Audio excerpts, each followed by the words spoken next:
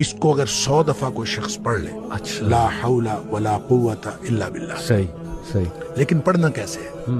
पढ़ना इस तरह नहीं है कि आप बस पढ़ते जाए। ये है क्या? ला हौला वला कुव्वता इल्ला बिल्लाह असल में क्या है? हौल का माना भी कुव्वत है और कुव्वत का माना भी कुव्वत है। ला हौला वला कुव्वत, यूं कह लीजिए ना कोई इज्तिमाई ताकत, ना कोई इनफिरादी ताकत, इल्ला बिल्लाह, सिवाय अल्लाह के। अल्लाह अकबर। या ना गुनाह छोड़ने की ताकत, ना नेकी करने की ताकत, सही। इल्ला बिल्लाह। यानी या तो एक को पॉजिटिव बना ले, एक को नेगेटिव बना ले, या एक को इज्तिमाई या एक को इनफिरादी। सही। अब अल्लाह के सामने इसको अपना मसला समझ के ना, अपना जो भी मसला है वो सोचे, सही। और सोच के अपने अल्लाह के सुपुर्द कर दे। या अल्लाह, मेरी तो कोई ताकत नहीं, ना इनफिरादी ना इज्तिमाई, इल्ला बिल्लाह। हाँ, तू अता फरमाए ताकत तो हो सकती है।